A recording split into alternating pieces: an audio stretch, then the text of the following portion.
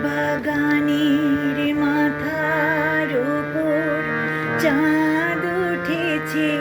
কই মাগো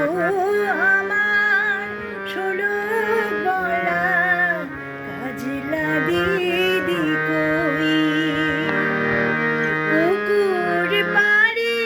লেবুর তলে থোকায় থোকায় জোনাই জলে ফুলের গন্ধে ঘুম আসে না তাই তো জেগে রই মাগো আমার শোলক বলা কাজলা